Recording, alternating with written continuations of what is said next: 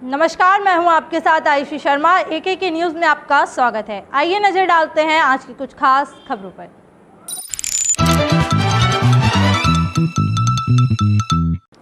Corona के खिलाफ जंग में देशवासियों से की प्रधानमंत्री ने अपील। कश्मीर के अनंतनाग में आतंकवादियों ने की सुरक्षा बलों पर फायरिंग। भोपाल कलेक्टर अविनाश लावनिया ने भोपाल वासियों से अपील कर कहा, अति आवश्यक के काम होने पर ही घर से बाहर निकले। सीएम शिवराज सिंह चौहान ने आज स्मार्ट पार्क में लगाया पीपल का पौधा।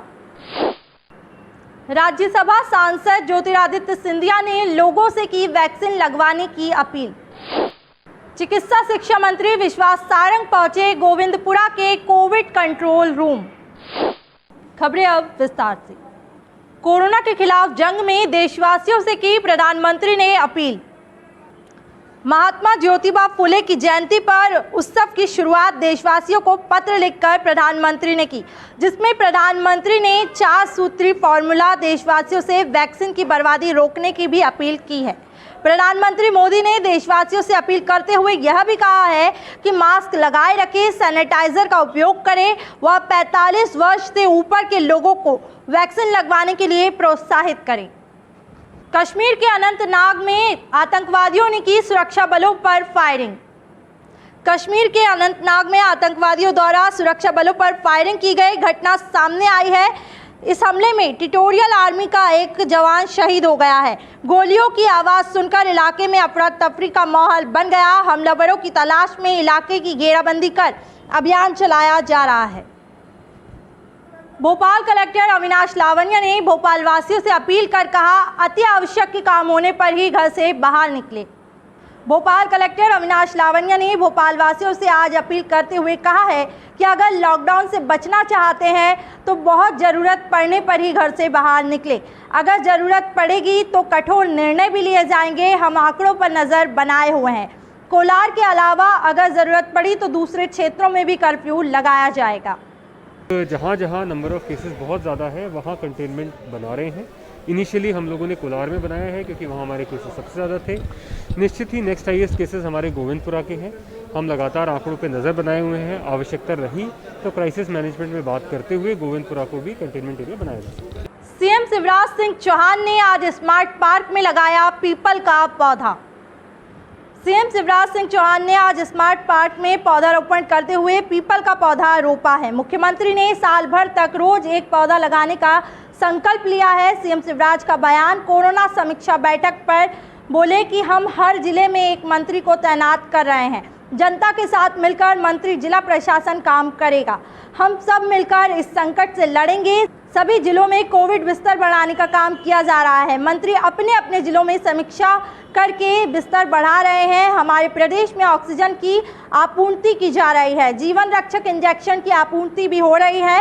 हमने कई निजी हॉस्पिटल को भी ऑफर दिया है। सरकार उनको जगह देगी, समान निजी हॉस्पिटल लगाकर इलाज करेगा। कोरोना के संबंध में सभी प्रमुख अधिकारियों से और सभी मंत्रियों से चर्चा करके आया हूं। हमने हर एक ज़िले में एक मंत्री को ड्यूटी दी है, क्योंकि ज़िले ज़्यादा है और मंत्री कम हैं, इसलिए किसी को 1 किसी को 2 और जो ज़िले बिल्कुल पास पास है वहाँ 3-3 जिलों की भी जवाबदारी दी है।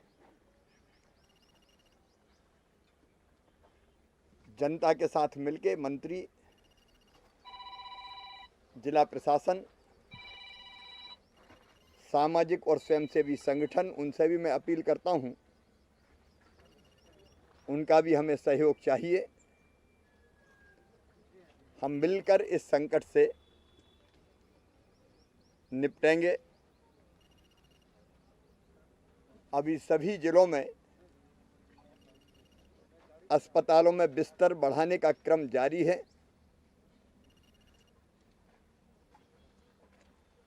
Covid CCC Covid care centres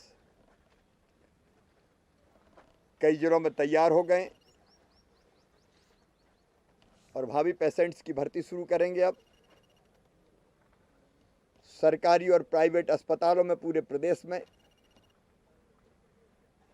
बिस्तर बढ़ाने के काम में लोगों को लगाया। ये मंत्री भी अपने अपने ज़िले में देखकर और कितने बिस्तरों की संख्या बढ़ाई जा सकती है उसका काम। राज्यसभा सांसद ज्योतिरादित्य सिंधिया ने लोगों से की वैक्सीन लगवाने की अपील। टीका ही हमारे लिए सुरक्षा कवच है, जनता के नाम अपील में बोले राज्यसभा सांसद ज्योतिरादित्य सिंधिया। साथ ही उन्होंने कहा है कि टेस्टिंग, कॉन्टैक्ट ट्रेसिंग और टीकाकरण जरूर करवाएं।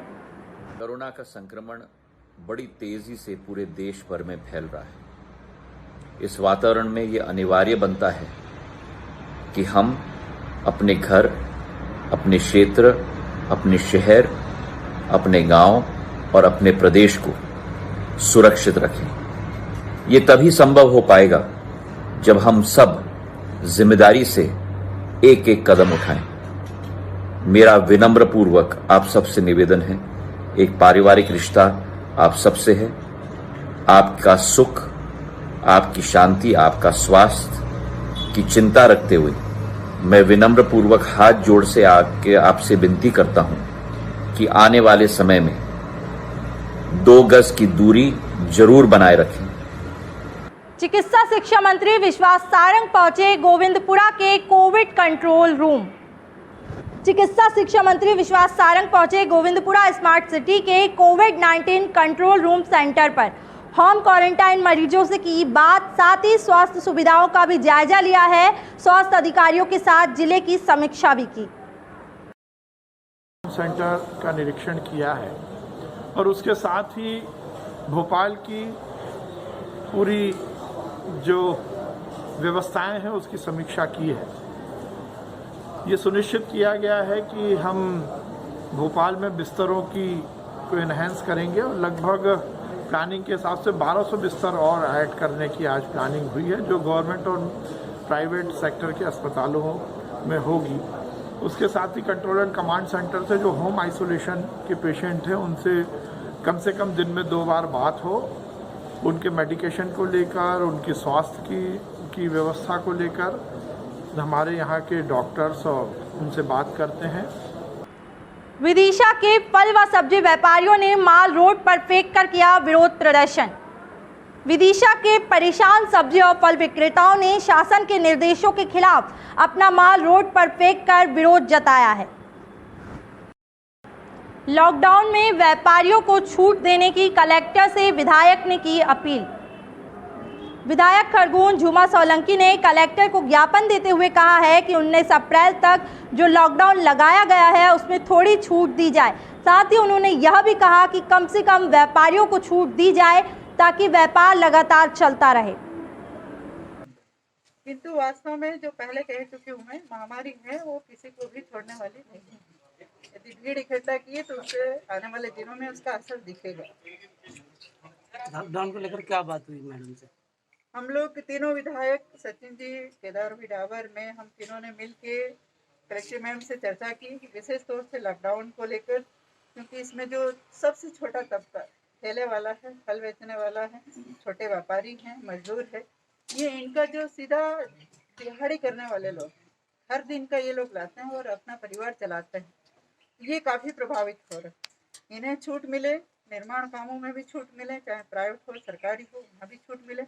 और ख़ास तौर से स्वास्थ्य विभाग की व्यवस्थाएं, जो बीमार बाहर पूरे जिले भर का जिला अस्पताल हमारा एक ही है और यहाँ पर आता है तो काफ़ी परेशानियों का सामना कर रहे हैं। ससुराल वालों ने दहेज के लिए किया प्रताड़ित। ससुराल वालों ने अपनी बहू को दहेज के लिए बार बार परेशान किया। साथ ही लड़की ने बताया कि मेरे ससुराल पक्ष के लोग मुझे बार बार परेशान कर रहे हैं, मुझ पर जानलेवा हमला भी कर रहे हैं, पुलिस भी कोई कार्रवाई नहीं कर रही। साथ ही मैं बहुत गरीब हूँ, मुझे मार पिटाई कर रहे हैं और इलाज कराने में मैं असमर्थ भी हूँ। घर पर ही अपना इलाज कर रही हूँ, कृपया मेरी मदद करें। छोला थाना शिवनगर फेज 3 का मामला। दिल्ली मरकज को हाईकोर्ट ने खोले जाने के दिए आदेश। बड़ी खबर, दिल्ली मरकज को हाईकोर्ट ने खोले जाने के आदेश दिए हैं। कहा सोशल डिस्टेंसिंग का पालन करें और रोज सैनिटाइजर करें, कोविड के नियमों का पालन करें। अमानत उल्लाह खान विधायक, चेयरमैन दिल्ली वक्फ बोर्ड की मेहनत से खुले ताले। आज मुझे ये बताते हुए बहुत खुशी हो रही है कि अल्हम्दुलिल्लाह मैंने दिल्ली हाई कोर्ट के अंदर बंगले वाली मस्जिद यानी कि मरकज़ निज़ामुद्दीन को खुलवाने के लिए एक रिट डाली थी। आज अल्हम्दुलिल्लाह दिल्ली हाई कोर्ट की तरफ से मरकज़ निज़ामुद्दीन को यानी कि बंगले वाली मस्जिद को पूरी तरह से खोल दिया गया है। सोशल डिस्टेंसिंग के ज़रिए वहाँ पर 5 वक्त की नमाज होगी, यानी कि जो कोविड की गाइडलाइन है उसको इम्प्लीमेंट किया जाएगा। मध्य विधानसभा क्षेत्र से विधायक आरिफ मसूद ने क्राइसिस मीटिंग का किया विरोध। विधायक आरिफ मसूद ने क्राइसिस मीटिंग का विरोध करते हुए कहा है कि एजेंडा पहले से तय रहता है। मुख्यमंत्री आते हैं, मीटिंग पहले से फिक्स रहती है, आते ही अपना फैसला सुनाते हैं लॉकडाउन लगाने का। सरकार चाहती तो कोरोना पीड़ितों के लिए बहुत कुछ कर सकती थी। 1 साल से कोरोना पीड़ित परेशान हैं, उनकी सुनने वाला कोई नहीं है। विधायक ने सरकार पर लगाए और भी कई गंभीर आरोप। और मैं नहीं समझ पा रहा कि बैठक का क्या उचित है, क्योंकि जब बैठक बुलाई जाती है तो हमको कोई एजेंडा तो दिया नहीं जाता। और तीनों बार से मैं देख रहा हूँ कि क्राइसिस मैनेजमेंट का मकसद ये हुआ कि जो हालात आए हुए हैं उससे लड़ने के लिए, उस हालात पे किस तरह काम हो, उससे कैसे जनता को रिलीफ मिल सके, उससे बचाव हो सके, यही मैनेजमेंट का असल अर्थ है और यही मकसद है। और इसीलिए हम लोगों को बैठना है। लेकिन मैं अमूमन 2-3-4 बार से बैठकों में देख रहा हूँ केवल एजेंडा शिवराज सिंह जी का तय होके आता है लॉकडाउन, और उसके बाद बाकी चर्चा का कोई हल नहीं होता। इसीलिए आज हमने इस बैठक का बहिष्कार करा। मैं भी नहीं गया, पीसी शर्मा जी दमों में, लेकिन उन्होंने भी साफ कहा कि मैं नहीं जाऊंगा और मैं बैठक का बहिष्कार करूंगा। फिलहाल के लिए इतना ही। बाकी की तमाम खबरों के लिए बने रहिए हमारे साथ। धन्यवाद।